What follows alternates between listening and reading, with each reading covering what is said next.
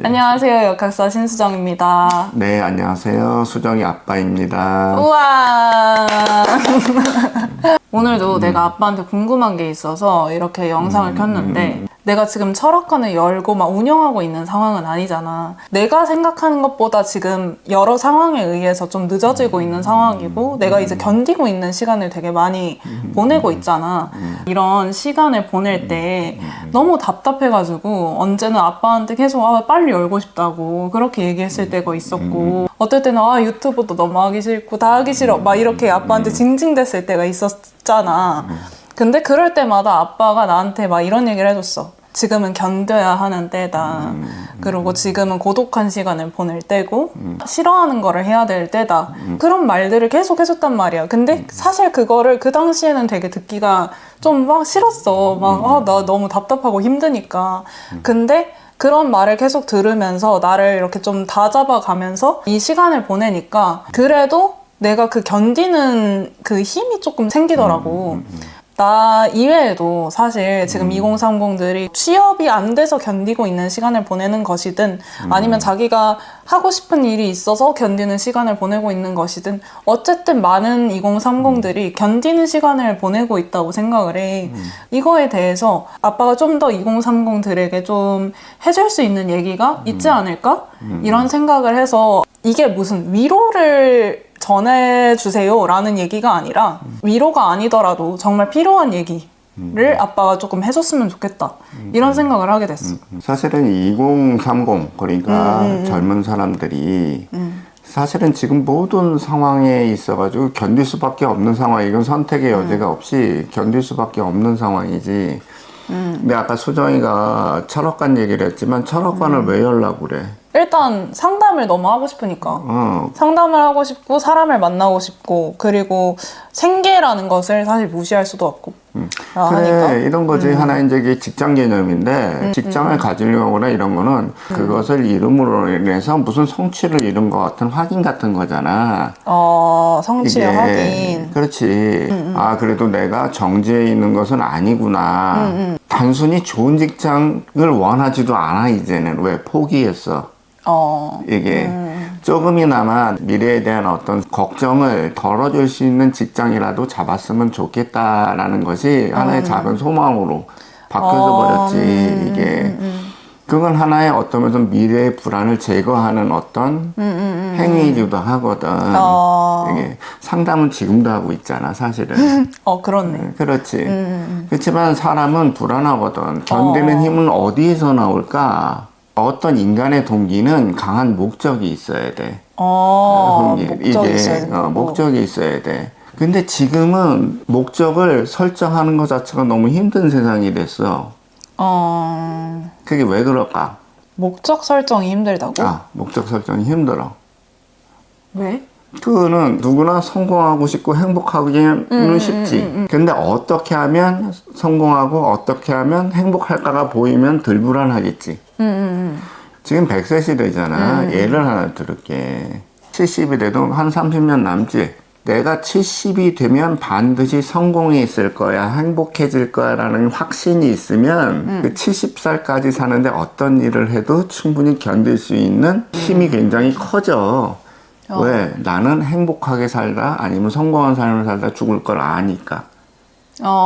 근데 사실 알 수가 없잖아. 근데 이거는 옛날에도 알 수가 없었어. 근데 지금은 더 알 수가 없어. 근데 사주로는 조금 알 수 있잖아. 그렇지. 사주라는 것은 또 분명히 알 수가 있지. 그거는 그래 맞아. 그거는. 근데 누구나 사주대로 살 수가 없잖아. 그렇긴 해도. 그렇지. 오늘 이제 큰 얘기를 하는 거니까 그런 거잖아. 이게 왜 그러냐면 세상이 변하는 속도가 너무 빨라져서 그래. 옛날에는 90년대, 2000년대 초반까지만 해도 어느 정도 어른의 말을, 성공한 사람의 말을 들으면은 비슷하지는 않아도 살 수가 있었어. 비슷하게 난 성공을 얻을 수 있었다고. 그렇지.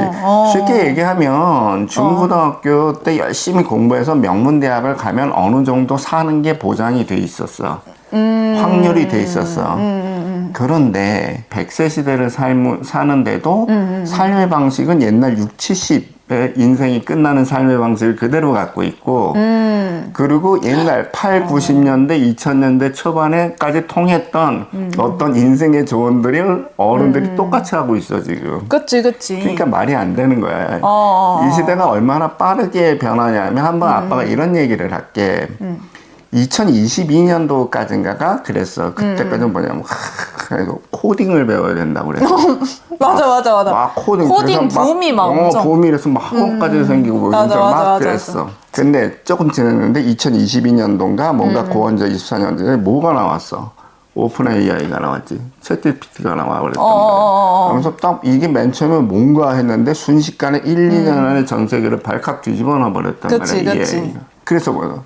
코딩 안 해도 된다라고 해서 뭘 하면 성공하려면은 AI랑 잘 놀아야 된다, 다뤄야 된다. 협업해야 그래서 된다. 프롬프트 이 명령을 잘하는 사람이 이 능력을 키워야 된다 그래서 뭐 몇 년 사이에 그치. 얼마 되지도 않았어. 그치. 명령어를 잘 쓰는 명령을 잘하는 AI를 잘 다루는 이런 사람들이 성공할 거다. 그래서 그 학원까지도 생겼어. 그런 게. 그것도 학원이 생겼어? 그런 게 몰랐네. 왜 모른 줄 알아? 너무 짧게 유행했다 없어져서 그래. 지금은 또 뭐 하라고 그러는지 알아? 뭐 알아요? 바이브 코딩을 해야 된다라고 해. 바이브 코딩? 바이브 코딩. 나 이러한 용도로 뭘 쓰려고 그러는데 이거 만들어봐. 그게 바이브 코딩이야.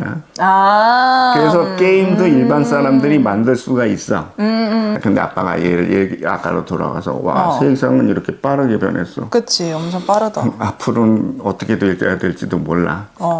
그래서 어른들도 모르는 얘기를 아무리 똑똑한 사람도 지금 많은 AI 석학들이 미래는 어떻게 될 것이다 라고 얘기하지만 이거는 알 수 없는 얘기야. 미래를 모르는 불안감은 인간 존재의 불안감으로 연결이 돼. 항상. 그러니까 이 힘든 이 과정이 2030 젊었을 때 이 과정이 언제 끝날지도 모르고 이것을 헤쳐나갈 수 있는 방법조차도 불확실해져 버렸단 말이야. 그래서 이게 힘든 거야. 견디기가 힘들고. 방법마저도. 그렇지. 단순한 위로 같은 거는 아빠 말고도 아까도 더 많이 해주는 사람 많아. 있지. 그리고 솔직히 얘기해서 이제는 젊은 사람들이 단순한 위로에 식상을 느껴. 아니 위로가 안 돼. 위로를 못 받지. 그렇지. 그럼 이렇게 얘기를 해줄 수는 있어. 어떻게 하면 미래를 행복하게 살고 성공의 길로 갈 수 있을까? 세밀하게는 얘기해 줄 수가 없어. 그건 누구도 얘기를 못 하는 거야. 아까 얘기했잖아. 코딩, 프롬프트, 바이브 코딩 이런 식으로 금방 몇 년도 되지 않았는데 이런데 뭘 하세요라고 할 수가 없는 얘기야. 자기가 앞으로 뭐를 할까라기보다는 내가 어떤 사람이 돼서 어떤 삶을 살아야 성공하고 행복의 길이 열릴까를 고민해야 되는 시대로 바뀌었어. 이 틀에서 고민을 해야 돼. 그래서 이거를 쉽게 한번 풀이해줄까?